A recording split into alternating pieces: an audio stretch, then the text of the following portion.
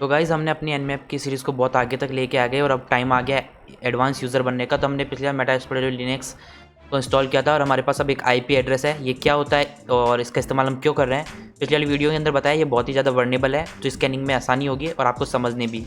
तो वो वीडियो ज़रूर देख के आना। इसका सेटअप कैसे करना है, तो हमने इसे ऑन कर लिया और हम अपने आ गए हैं काली लिनक्स में और अपन कर लेते हैं एक बार कंप्लीट व्यू स्विच। ओके, तो हम वर्चुअल बॉक्स के ऊपर इसका पूरा ट्रायल ले रहे हैं और शुरू कर लेते हैं जल्दी से। हम बिना कोई टाइम वेस्ट किए और हम अपनी आईपी एड्रेस डालेंगे यहाँ पे 192.173। और सबसे पहले हम बात करेंगे कि हमारी जो आईपी एड्रेसेस है वो कहाँ कहाँ से होके आ रही हैं। इन सब के बारे में हम आज बात करेंगे मेनली, और कुछ लिस्ट के बारे में बात करेंगे और स्कैनिंग के बारे में बात करेंगे। तो सबसे पहले हम इसको स्कैन करते हैं और हम बात करेंगे डीएनएस रेजोल्यूशन को ऑन और ऑफ़ करने की। अगर आपको डिफ़ॉल्ट वो ऐसे ऑन होता है, लेकिन अगर आपको डीएनएस रेजोल्यूशन ऑन रखना है तो उसका आप आर कर सकते हैं और इसे आप डीएनएस रेजोल्यूशन कर सकते हैं अपने आईपी के बारे में। तो मैंने आईपी एड्रेस थोड़ा सा गलत दिया है। ओके, तो ठीक है, ये हमारे पास अभी कुछ भी ज़्यादा नहीं आया, लेकिन इसका एक फ़ायदा हमारे पास ये होता है कि हम इसे ऑफ़ कर सकते हैं जब हमें ज़रूरत नहीं हो, तो हमारी स्पीड इंक्रीज़ हो जाती है। पिछले 20.20 सेकंड से इस बार 12, बहुत कम छोटा सा फ़र्क आता है, कुछ ज़्यादा फ़र्क नहीं आता है। इसका फ़र्क हमें जब पता चलेगा जब हम एक रेंज को स्कैन करेंगे .1। ओके, एंड मैंने आपको रेंज देना पहले वाली वीडियो में बताया, नहीं देखी तो ज़रूर देख के आइए जाके। और हमने स्कैन किया एक रेंज को, जो कि थोड़ा सा टाइम लेगी। वेट करते हैं।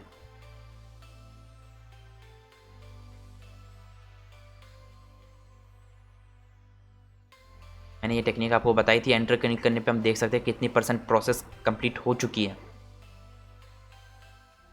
तो हमारे पास ये आ गया और इन्होंने लिए 14 सेकंड्स और कुछ इतना टाइम। और अगर हम डीएनएस रेजोल्यूशन करते हैं, let me clear the screen again, और अगर हम डीएनएस रेजोल्यूशन करते हैं तो कितना टाइम लगता है ये भी हम देख लेते हैं। जब हमने डीएनएस रेजोल्यूशन को ऑफ किया तो वो 14 सेकंड्स लगे लगभग, और हम इसे ऑन कर देते हैं तो ज़्यादा टाइम लगता है मेनली, लेकिन कोई ज़्यादा डिफरेंस नहीं होता, थोड़ा सा डिफरेंस होता है। ये स्पीड इंक्रीज़ करने के लिए भी काम में आता है और कई बार आपको डाटा अच्छा खासा चाहिए तो उसके लिए भी यूज़ में आता है। तो 74% तक हो चुका है, होने देते हैं। अभी पिंक स्कैन कर रहा है ये, सेकंड प्रोसेस स्टार्ट हो चुकी है एंड ये कंप्लीट होने वाली, ये कंप्लीट हो गई। तो इसने लिए 34.2 सेकंड्स, मतलब कि 34 सेकंड्स लिए, तो मतलब ज़्यादा टाइम लिया। तो हमें अगर आप ऑफ़ करना चाहें और अपनी स्पीड बनाना चाहें स्कैनिंग की तो उसके लिए काम में आता है। ओके, और अब हम बात कर लेते हैं, अब हम बात करेंगे इस एपी स्ट्रेंज को हटा देते हैं। स्कैन मी, जो कि एनमैप की वेबसाइट है, nmap.org को हम अब इसे स्कैन करेंगे और पता लगाएंगे ये वेबसाइट है, ये कौन से ट्रेस रूट्स को फॉलो करके आती है, कितनी हुप से आती है, इसका मतलब कहाँ कहाँ से ये वेबसाइट होकर आती है। तो हम इसके लिए लिखेंगे ट्रेस रूट। ओके, बस इतना ही। तो हमें इसलिए रूट प्रिविलेजेस देनी होंगी sudo। तो थोड़ा सा वेट करते हैं और देखते हैं कि ये वेबसाइट कौन कौन से हुप से, कौन कौन से आईपी से होकर अपने तक आती है, अपने तक पहुंचती है।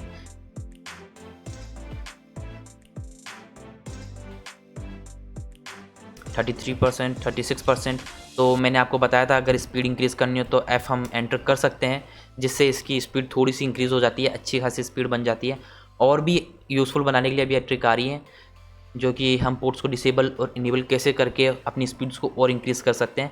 तो इन्होंने हमें दे दिया, ये ऊपर इन्होंने डिफ़ॉल्टली पोर्ट स्कैन किया, उससे हमें मतलब नहीं है, हमें मतलब है कौन कौन से ट्रेस रूट से हुप से होकर आगे। तो ये वेबसाइट इतने हुप से होकर आ रही है, इन वेबसाइट से, इन आईपी एड्रेसेस से होकर अपने तक पहुंच रही है। तो कभी कभी हमें पता लगाना होता है, ट्रेसिंग करनी होती है कि ये वेबसाइट कहाँ से होकर आ रही है, या हमें रिवर्स इंजीनियरिंग में भी ये बहुत यूज़फुल होती है। तो क्लियर कर लेते हैं और अब हम बात कर लेते हैं, अगर इसमें जैसे कि अभी आपने देखा कि इसने थोड़ा सा टाइम ज़्यादा लिया।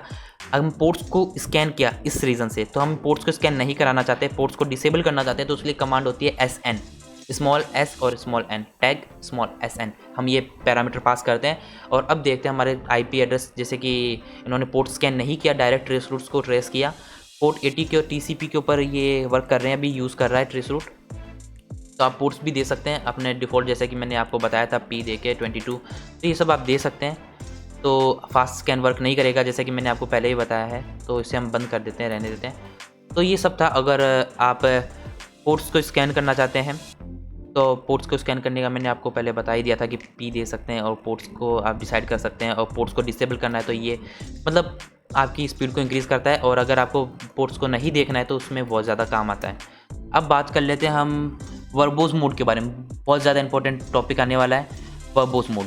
मैंने ये थोड़ा बचा के रखा इसीलिए क्योंकि हम अब पता लगाएंगे, क्योंकि हम एडवांस लेवल पर आ चुके हैं और हमें ज़्यादा डेटा इकट्ठा करना है, हमें ज़्यादा इन्फॉर्मेशन चाहिए किसी आईपी एड्रेस के बारे में, तो हम वी लगा सकते हैं जो कि होता है वर्बोस। तो हमने दिया टैग वी और वर्बोस, इतनी सारी आईपी स्कैन कर रहा है ये, इसे करने देते हैं नीचे और हम ऊपर चलते हैं। तो इन्होंने ये तो कुछ नहीं है, थोड़ी बहुत चीज़ें हैं जैसा कि आप देख सकते हैं। इन्होंने बताया इस पोर्ट के ऊपर ये डिले इसलिए हुआ, इस पोर्ट के ऊपर डिले इसलिए हुआ क्योंकि पिंग रिक्वेस्ट को ड्रॉप कर दिया गया था, और लास्ट इंक्रीज़ हुआ, डीएनएस टाइम इंक्रीज़ हुआ। तो ये सब वर्बोस मोड का कमाल है। हम इसे बंद करते हैं और हम अपनी मेटास्प्लोटेबल लिनक्स को स्कैन करते हैं जो कि हमने सेटअप की है। उसका सेटअप आपने नहीं देखा तो देख के आइए, अगर आप शुरू से नहीं देख रहे तो आपको प्रॉब्लम हो सकती है। तो वर्बोस मोड से स्कैन करते हैं। हमें यहाँ पे सूडो देने की ज़रूरत नहीं थी, लेकिन ये एज़ कम्पेयर टू हमें ज़्यादा इन्फॉर्मेशन देता है वर्बोस मोड।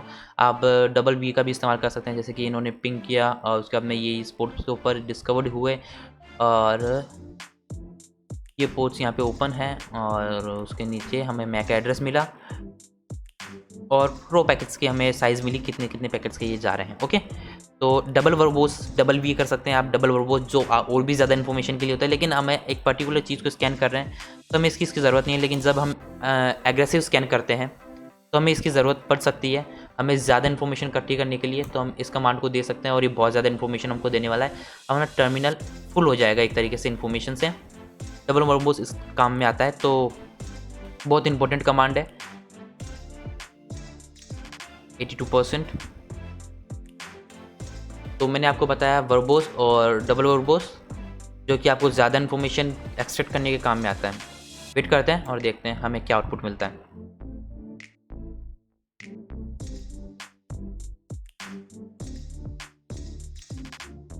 ज़्यादा टाइम नहीं लेना चाहिए मेरे अकॉर्डिंग।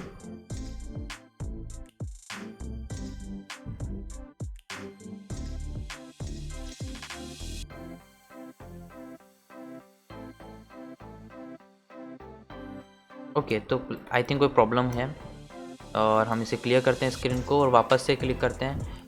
तो ये बहुत बड़ा आउटपुट देगा, मतलब कि आपको ज़्यादा इन्फॉर्मेशन किसी के रिगार्डिंग निकालनी है तो आप उसे प्रपोज कर सकते हैं। अब बात कर लेते हैं डीबग, जिसके लिए हम देंगे टैग डी, जो कि डीबग के काम में आता है। हम इसे भी डबल डी दे सकते हैं, जो कि हाई लेवल के ऊपर वर्क करता है, और आप इसमें स्पीड भी दे सकते हैं। आपको कितना डीबग करना है, जैसे कि आप 9 तक वैल्यू दे सकते हैं, 9 से ऊपर भी आई थिंक, तो आप 9 दे सकते हैं, 7 दे सकते हैं, 5। आपको जिस टाइप का आउटपुट चाहिए, जैसे कि मैंने दिया, तो आपकी स्क्रीन पूरी फुल हो जाएगी। और इसका जैसा कि आप यहाँ पे देख सकते हैं, TTL वैल्यूज़ आ गई यहाँ पे पर्टिकुलर पोर्ट्स के ऊपर, तो ये टर्मिनल फुल कर देगा एक तरीके से।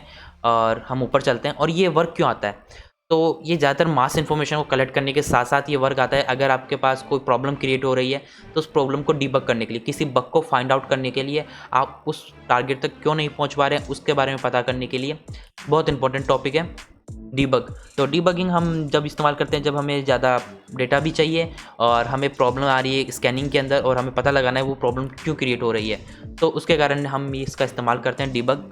जैसे कि इन्होंने टाइम आउट वैल्यूज़ दिए, अभी इन्होंने कुछ खास डीबग नहीं किया है, लेकिन अब जब एडवांस स्कैनिंग पे अपन चलेंगे तब हमारे पास ये बहुत ज़्यादा हेल्पफुल कमांड होने वाली है। तो डबल डी भी दे सकते हैं आप, 8 भी दे सकते हैं वैल्यू, और ऐसे डी भी दे सकते हैं। तो ये छोटी सी इन्फॉर्मेशन आई, जैसा कि आप देख सकते हैं, हमने जब 9 दिया तो 9 पैरामीटर दिया तो बहुत ज़्यादा इन्फॉर्मेशन इसने हमें एक्सट्रैक्ट करके दी थी, और टाइम रिपोर्ट ये जनरेट करके ही देता है, ये इसके लिए मैंडेटरी है। और आप देख सकते हैं इन्होंने DNS रेजोल्यूशन भी यहाँ पर किया है, अच्छी चीज़ है। तो हम इसे क्लीन करते हैं, और अब बात कर लेते हैं कुछ और कमांड्स के बारे में, जिसका नाम है SL। तो आपके लोकल होस्ट के अंदर जितनी भी होस्ट कनेक्टेड हैं आपसे, आपके वाईफाई से, तो उन सबको लिस्ट कर देगा ये 1 to 1। ओके, तो हमें यहाँ पे एक और देना होगा /24, ये कमांड है। हमने एक सब नेट मार्क्स दिया 24, और जो कि हमें लिस्ट करके देगा जितने भी होस्ट कनेक्टेड हो सकते हैं 1 to 2 to 5 तक। क्लिक करते हैं और ये स्कैन करेगा और हम फास्ट स्कैन देंगे इसको, जैसा कि हमने पिछला सीखा है, तो उसका पूरा इस्तेमाल करेंगे। ओके, तो हम सूडो को यहाँ से हटा सकते हैं। आई थिंक सो हमें सूडो की ज़रूरत नहीं होनी चाहिए। ओके, तो ये नहीं लेगा। ओके, हम एंटर कर लेते हैं। तो यहाँ पे हमें ये अलाउ नहीं कर रहा है F के लिए, तो हम T भी दे सकते हैं चाहे तो। 43 तो कर रहा है, इसे करने देते हैं होस्ट डिस्कवरी।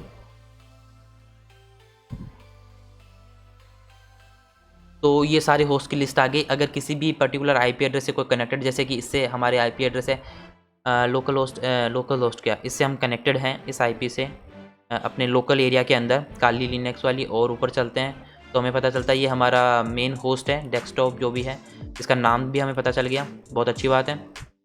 और ऊपर हमारे पास डिफ़ॉल्ट गेटवे, जो फाइल लोकल HTML जो भी है। तो ये सब था जो हम होस्ट डिस्कवरी में इस्तेमाल कर सकते हैं कि एक लोकल एरिया से कौन कौन कनेक्टेड है ये पता लगाने के लिए, जो कि बहुत ही इंपॉर्टेंट कमांड बन जाती है जब हम बात करते हैं हमें होस्ट को डिस्कवर करना हो और पर्टिकुलर आईपी के ऊपर एक नेटवर्क के अंदर कौन कौन कनेक्टेड है। और अब हम बात कर लेते हैं एक बहुत इंपॉर्टेंट कमांड के बारे में, जिसका नाम मैं पिछली वाली वीडियो के अंदर बताना भूल गया था, क्योंकि हमें कोई अगर स्कैन करना हो, जैसे कि ये पोर्ट, और मैंने आपको बताया था grepable output, XML output and इन सब को, अगर इन सभी आउटपुट्स के अंदर आपको सेव करना है तो हम देंगे टैग OA कैपिटल में A और फिर एंटर कर देंगे। तो हमें आउटपुट फाइल यहाँ पे या तो आप स्लैश दे दीजिए आप इस तरीके से, या फिर आप आउटपुट फाइल जनरेट कर सकते हैं। वो वाली वीडियो नहीं देखी तो देखना। तो इन्होंने हमें क्या, can not display multiple types of state out. Okay, हम एक बार एक ट्रायल और ले लेते हैं, अगर करना तो चाहिए इसको वर्क। तो हमने ये फाइल दी और हम बनाएंगे RES रिजल्ट। तो रिक्वायर्ड, इन्होंने कुछ कहा हमें, और ओके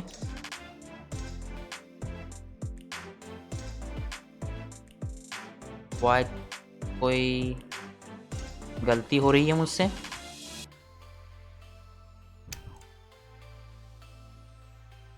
तो मुझसे आई थिंक कोई गलती हो रही है, होनी तो नहीं चाहिए। तो इसके ऊपर हम बाद में बात करें, वैसे हम कर सकते हैं। आप इसकी एक है इधर हेल्प कमांड, इधर हम जाके फाइंड आउट कर सकते हैं। मैं इसे थोड़ा सा बड़ा कर लेता हूँ और यहाँ पे लिखेंगे, आप Ctrl+Shift+F से इसे फाइंड आउट कर सकते हैं A। तो बेस नेम हमने आउटपुट दिया मेजर 3 फॉर्मेट, जैसा कि आप देख सकते हैं at once output in the file 3 major formats at once. पता नहीं अभी ये प्रॉब्लम क्रिएट क्यों कर रहा है। आई थिंक मैंने कमांड सही से एंटर नहीं की है, मैंने की तो है txt। ओके, तो ये नहीं मैं क्या कर रहा हूँ, चलो हम इसके ऊपर बाद में ध्यान देंगे, अगली वीडियो के अंदर ध्यान दे लेंगे। मेरे अकॉर्डिंग कोई टेक्निकल इशू है। और अब बात कर लेते हैं हम बहुत ही इंपॉर्टेंट टॉपिक के बारे में, जैसे कि हमें स्कैन करना है सिर्फ UDP पोर्ट्स, या फिर UDP पोर्ट्स के बारे में स्कैन करना है, और हमें रीज़न भी चाहिए कि उसका रीज़न भी हमें प्रोवाइड करो आप। तो टैग रीज़न ये कस्ट हम देंगे, हमको आपको रीज़न प्रोवाइड करेगा, और उसके साथ साथ में हम देंगे SU, जो कि हमें पता लगा के देगा कि हम क्या क्या कर सकते हैं। UDP स्कैन से कौन कौन से पोर्ट्स ओपन है, हमें इसके लिए चाहिए रूट प्रिविलेजेस, जो हमने सूडो कमांड एंटर की। तो कुछ एडवांस कमांड्स थी, जब हम आगे के लेवल पे चलेंगे तो आपके बहुत काम आने वाली है, और इसमें थोड़ा टाइम लगेगा, मैं आपको बता दूं। तो हम थोड़ा सा फास्ट चलेंगे इसके अंदर भी, और हमने एंटर किया तो इसको थोड़ा फास्ट चलाएंगे अपन, क्योंकि ये थोड़ा टाइम कंज्यूमिंग है। जब तक अपन इस टैब पर आ जाते हैं, और थोड़ी सी चीज़ें मैं आपको बताना चाहता हूँ यहाँ पे। ओके, तो सबसे पहले हम बात कर रहे थे पिंग की, PP। तो यहाँ पे आप देख सकते हैं हमने PN की है, जब स्टार्टिंग में बात की थी। अगर आपको कोई ब्लॉक करे तो हम यहाँ से उसको रोक सकते हैं। तो यहाँ पे और भी बहुत सारे हम पैकेट सेंड कर सकते हैं, PS, PA, PU, PY। तो ये SYN-ACK पैकेट्स भेज सकते हैं, SYN-ACK पैकेट्स भेजते हैं, कोई UDP पैकेट्स भेजते हैं, तो कि अलग अलग तरीके से पिंग करने के काम में आता है अगर आपको कोई पर्टिकुलर टेक्निक से ब्लॉक किया जा रहा है। तो हम इसके बारे में अलग वीडियो के अंदर बात करेंगे, अगली वीडियो के अंदर इन सब के बारे में बात करेंगे, होस्ट डिस्कवरी के अंदर बात करेंगे। और मैं जब तक देखता हूँ कि इसने कितना कंप्लीट किया। इसने 59 तक तो कंप्लीट कर लिया है, थोड़ा सा टाइम और लेगा, 30 सेकेंड्स और वेट करते हैं। और फिर देखते हैं हमें कैसा आउटपुट जनरेट करके देता है। तो मैंने एक पीछे एक txt फाइल खोल रखी थी जिसमें मैंने ये लिख लिया था आज कौन कौन से कमांड्स को कवर करना है। तो आई होप आपको पता चल गया होगा कि तो सबसे पहले हमने बात की थी ट्रेस रूट की, मैं आपको दिखाई देता हूँ ROUT ट्रेस रूट। ओके, तो हमने ट्रेस रूट की बात की थी जो हमें बताता है IP एड्रेस कितने हुप से आ रहा है। फिर हमने बात की थी O और कैपिटल A, ये पता नहीं वर्क क्यों नहीं किया, मैं इसके ऊपर अगली वीडियो में ध्यान दूंगा ज़रूर, जिससे आप तीनों फॉर्मेट XML के अंदर, नॉर्मल के अंदर और ग्रेपेबल आउटपुट और भी एक फॉर्मेट होता है उसके अंदर आप इसे सेव करा सकते हैं एट अ वन टाइम, एक ही कमांड के साथ, एक ही पैरामीटर के साथ। टैग R जो कि आपके DNS रेजोल्यूशन को ऑन करता है और डिफ़ॉल्ट ऑन रहता है, और उसके बाद में है टैग N जो कि DNS रेजोल्यूशन को बंद करता है और कम टाइम लेता है, आपकी इंक्रीज़ करता है स्पीड को। ओके, और उसके बाद में है आप अगर कोई बड़ा आउटपुट है और आपको पोर्ट्स की ज़रूरत नहीं है, पोर्ट्स स्कैन ना करें और उससे भी स्पीड आप इंक्रीज़ कर सकते हैं, तो ये इसका हम पोर्ट्स को डिसेबल कर सकते हैं, पोर्ट स्कैनिंग को डिसेबल कर सकते हैं। और उसके बाद में आता है कंट्रोल वो टैग V जो कि आपको वर्बोज मोड होता है, जो आपको बहुत ही मैसिव डेटा कलेक्ट करके देता है, जो कि आपके लिए यूज़फुल होता है तब जब आपको ह्यूज अमाउंट ऑफ डेटा चाहिए या मास में डेटा चाहिए, आप ज़्यादा इन्फॉर्मेशन इकट्ठी करना चाहते हैं। और उसी के अंदर हमें मिलती है टैग D जो कि डिबग किया है इसने। डिबगिंग के अंदर जब हमें कोई प्रॉब्लम क्रिएट होती है तो हम डिबग करते हैं, डबल D भी कर सकते हैं। और फिर आता है सिंपल लिस्ट, तो हम लिस्ट कर सकते हैं जितने भी लोकल एरिया के अंदर जितने भी कनेक्टेड डिवाइसेस हैं और उनके नाम, यूज़र नेम्स को भी पता लगा सकते हैं। तो इन फाइल के अंदर कोई डेटा तो आया नहीं, आई थिंक सो नहीं आया। ओके, तो मैं इसे बंद कर देता हूँ कौन से, तो आई थिंक हो गया होगा। तो आप देख सकते हैं यहाँ पे ये हो गया है। और यहाँ पे हमें क्या पता चला कि हमारे पास ये UDP रीजन डिटेल वैल्यूज़ के साथ आया, और हमें ये भी पता चला ये कुछ फ़िल्टर्ड है और कुछ ओपन है जो कि फ़िल्टर्ड नहीं है। ओरेकल वर्चुअल बॉक्स के ऊपर ये रन हो रहा है और ये सारी UDP पोर्ट्स को स्कैन करके देता है, सिर्फ UDP पोर्ट्स को, जो कि बहुत ही यूज़फुल और अच्छी बात है।